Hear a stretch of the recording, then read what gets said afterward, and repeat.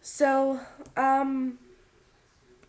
so you said because you were, no, so if you weren't at Pearl Harbor, would you still have wanted to join the Navy? Absolutely. But I wasn't old enough because I was only 15, not quite 15. But I could, as soon as I was 17, I talked my mother into joining because my brother, he went in a couple months after that. How much older is he than you? Oh, let's see, I think he's at least 6, 7 years older than I Okay. am. So you talked your mother into signing. Yeah, I talked my mother into signing at 17. And as I told you, I was so skinny and tall, I was underweight, so I ate all those bananas to get me over the 130. How much did you weigh when they weighed you? 131, I think, or 131 and a half. But for the long time after that, I didn't eat too many bananas. Didn't you say if you felt like if you opened your mouth, bananas were gonna come out? Yeah, but that was the roughest change of my life, was going into the Navy. Looking back at the attack and then your years in the navies, how do you feel? Do you have any regrets of things you should have done or didn't do or did do? When I years, no, I mean, yeah, a couple things I should have done, not done, is, first of all, I went into the Navy. I'd never been away from home. And our first new meal that we had in the Navy, we drove all night to San Diego. And excuse the expression, it was called shit on the shingle. It was corned beef and hash or something. And Was this out of LA or out of out of Hawaii? LA. Okay. We came back to LA in '42. Okay. So that was my first meal in the Navy. Next morning, I was up in the third bunk, and when the bugle went off, I didn't know where I was. I was in the bathroom brushing my teeth before I even knew where I was. Did you hit your head? Did you hit your head being on the third bunk? No. Third bunk's the top, so you don't hit your head. Oh, so you have a higher ceiling. Yeah. All the ceilings were high. Nice. And it was something. I'll tell you what. Then you got down, and the boot camp was really rough. So they put us through boot camp. First thing they do is trim your head. All your hair's off. And So sort of like today. Yeah. No, it was bald. It was Bald. bald. Not even like buzz cut, but nothing. It was shaved. I mean, with a razor. you should have become a monk. Yeah. Well, I wished I did at the time. And then you go for your physical. And in those days, when you got a shot, it wasn't like today. They give you a shot here. When they had a thing that gave you about 4 shots at a time on each arm. And you walk through a line, you go zoom, zoom. And Ow. you walk through like a mummy, and then... They do that before the physical? No, this was right after the physical. Oh, well, because at least it's better than you're not like walking no. through the physical with dead arms. No, right after the physical. Then they want you to run the obstacle course. Oh, God. Well, a lot of guys fell out and flipped out, and I kept going. I'm running like a zombie and drunk. I got through that, and then they want to give us chin-ups. Well, I don't think I could do about 1. And then push-ups, I almost made a push-up. Grandpa, how old are you? Not how old are you? How tall are you? At that time, I was 5'8", 5'9". What are you now? Now I'm about 5'7". You shrink or something when you get older. I think it's called gravity. Belly and down. Yeah. That's it. But we went through, and the training they gave us, they were rushing to get us through. We get very little sleep at night, and as I said, I thought they were killing us, but I gained weight, I put on muscles, and because we had to learn all the different planes, the enemy's planes and our planes, and then they taught us a little bit of semaphore. And in those days, semaphore was flags. We go like this: Affirm, Baker, Charlie, Dog. Mm-hmm. And we had to learn a little bit of that. We had to learn a little. Those are bit just of formalities, right? Or would you actually use them for anything? Well, it all depends on where you go. If you became a certain a position, you'd have to use them. All the ships used them. Oh, to signal each other. Yeah, because Okay. they like to use the lights. So anyway, they taught us that, and then they put us through a training. They made us go through tear gas in a building. Oh, geez, A that's light nice. tear gas, and if you closed your eyes, you had to go through again. So Were you allowed to blink? We'd hold our eyes open like this, Oh, and we'd go through. oh, And then you never told me that. no, oh yeah, that was really awful. And then they went ahead and they had a fire like in the hull of the ship, and we had to put that fire out. And they told us certain things not to do that some of us didn't. And Like what? coughed.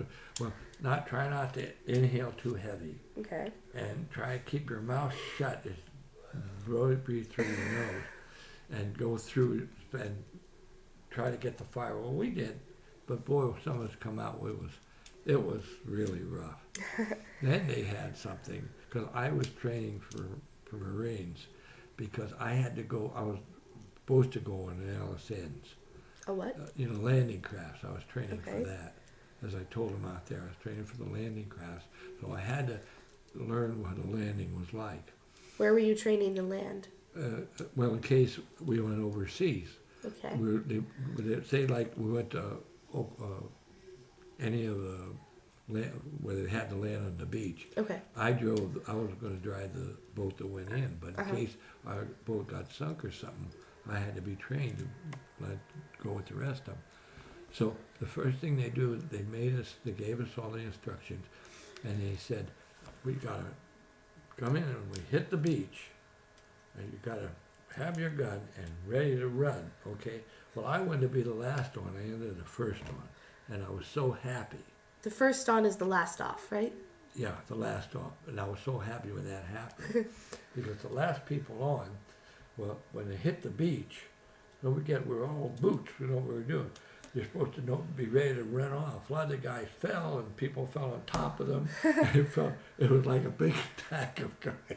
Some got a broken arm and leg. And Do you remember when this was? that was 1944. What time of year? It was June, I think. In LA. No, yeah, in San Diego. Ugh, even worse. I was in San Diego. June in San Diego on Yeah. full combat gear? Yeah. Oh, jeez. And so after we made the landing and got there, we had to go under barbed wire, and they had guns shooting overhead with live ammo.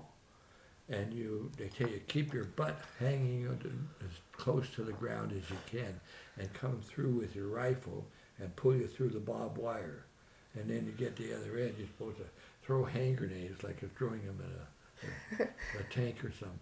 Some guys got their butt shot off a little bit Oh, because they didn't keep down. So weren't you glad you were in the back? I hugged that ground, boy. I'm telling you, like I never did before. And I used a gun to pull me through, and I got through them. So after you were done training, you were almost on the ship that went to D-Day, weren't you? No. No? Not that No, one? I nowhere near that. See, I ended up opening up Seal Beach Ammunition and Net Depot. I was assigned to Seal Beach. Okay. And our job was to load up and get the ammunition to the fleet and get them to various people. And for a while, I was driving. Oh, I mean before you got sick, because you got sick and switched ships. In boot camp. Oh, you got sick in boot camp? That's why I missed my company. I got sick the day before we were going to ship out. And you were originally assigned to Seal Beach. No, that's where no, I was originally at San Diego. That's where doing training. After my training, I was ready to go out the last day. If I didn't get sick that day, I was going to a different place. I'd finish training to go to LSNs. Then I wouldn't be at Seal Beach. But it so happened from there, when I did get out of the hospital, I went to Terminal Island waiting for orders. Mm-hmm. And I was fourth alternate for Seal Beach. They needed somebody there. What did you get sick with again? They call it cat fever. I had a temperature of 103, 104. Do you get it from cats? No, we don't know. It's just that's what they called it at the time. Do they have a different name for it now? I have no idea. I have no idea what they have for now. But people know it in the medical field. So how long were you in the hospital for? About maybe 4 days, maybe 5. I don't remember exactly. It seemed like forever.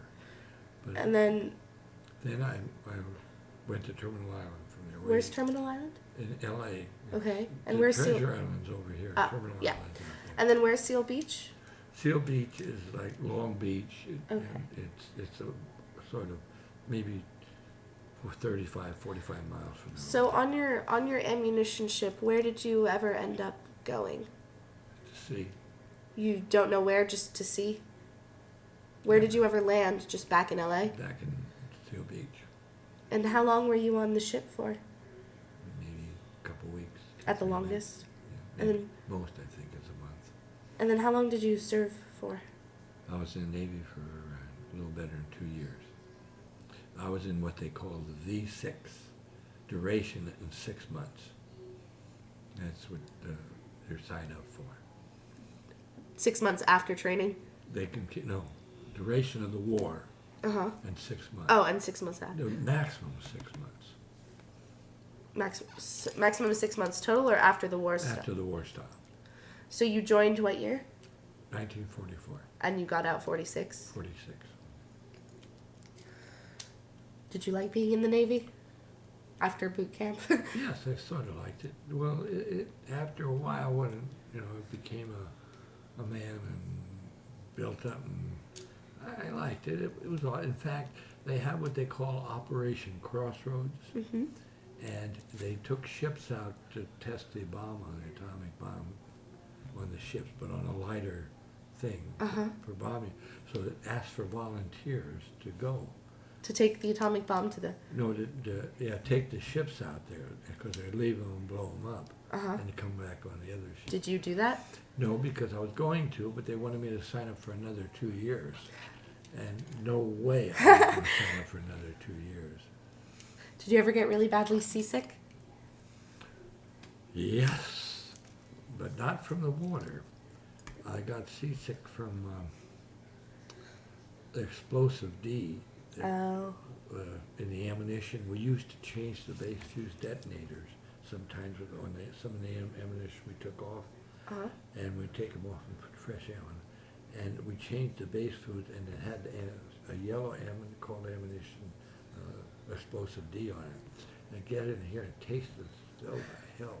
And so Have you ever tasted anything like it? No.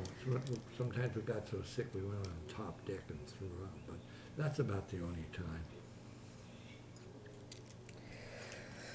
So, looking back at the, oh, no, sorry, one more question. Was yours one of the ships that had planes going on and off it? No. Okay, so you never had to stop No. a plane? No. Okay. My brother did. He was what they call an attack cargo, Mm-hmm. and he was Navy protecting the ships, and they were gunnery. They took care of, and he had the Japanese ships coming in, and he shot a number of them down. He said they were crazy, absolutely crazy. So looking back, how would you say being at Pearl Harbor during the bombing has affected you? Like, throughout the rest of your life or intimate war experience? Or... Well, I don't think it's really affected me one way or the other, because it's so long ago, and after the war, you sort of let it go by. It was the past, Uh-huh. and you didn't think about it anymore. I mean, for a while after the war, I still had a little grudge against the Japanese Right. and the Germans, especially the Germans. I think I hated them to this day, but I sort of changed in the last 5 years or 6 with them.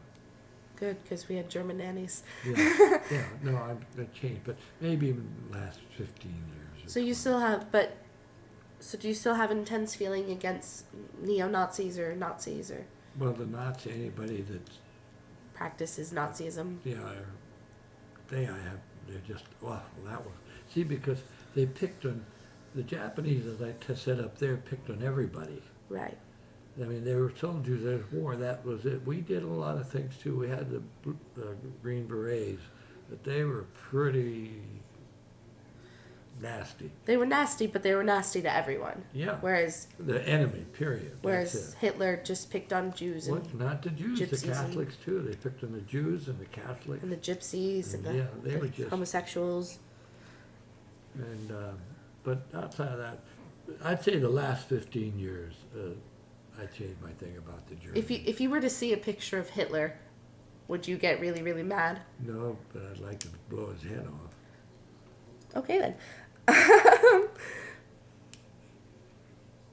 So, did you ever have any PTSD? What's PTSD? PTSD? Post-traumatic stress disorder? No, never had that. No nightmares after the war or after Pearl Harbor? None? See, the guys that have those is the guys like Paul could have because they've been in the ditch, they've been... Right. But in my situation, I was never, outside of being a Pearl, I was never in a direct danger, except if any enemy ship ever found us, they'd blow us to pieces. But outside of But that was like a low Yeah. level fear. Yeah, so that was just, we never even thought of it. When you're that age, 18, well, as you know, you're 17, 18, 19, and 20, you don't have fears. I mean, when I started flying around that age, and I never had a fear or anything. That's when you got your pilot's license. Yeah, I got my pilot's license about maybe 21, 23, I did, something like that. If you could have, would you have joined the Air Force instead of the Navy? Oh boy, so fast. I wanted to join. First of all, they didn't need them when I went in. They had too many pilots. Oh. See, and second of all, my brother was in the Navy, and I wanted to go in the Navy. But your brother signed up after you, I thought. No, my brother was in right away. Oh, I thought you said he signed up 7 months after you. You were after him. Okay.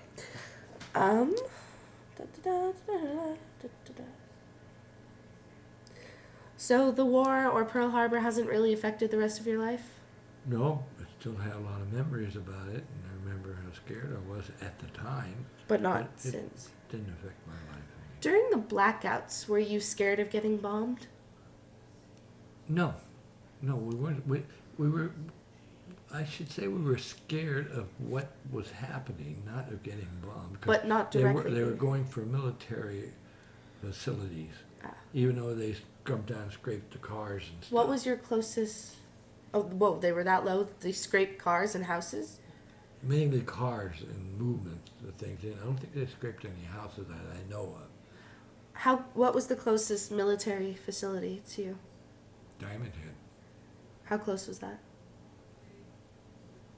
a few miles, I guess. Oh, But they never touched Diamond Head.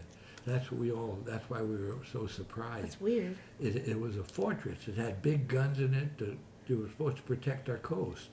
And everything protected. Not one gun came out, not one gun fired. And he went right by it. That's weird. So,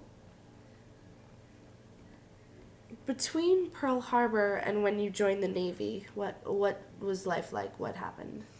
Well, I was going to school, but I was going in what they call the 4-4. You go to Okay. school for 4 hours, and I worked at the airplane there for 4 hours. And it was part of the school program? Yeah, Okay. the kids set it up. I'd work 4 hours building planes, and then 4 hours at school. Is that why you wanted to be a pilot so bad? I guess so. Well, I always liked pilot flying, but that's, I guess, one of the reasons I built the 20 to the 29 and those. And Claire, come in. I'll pause it.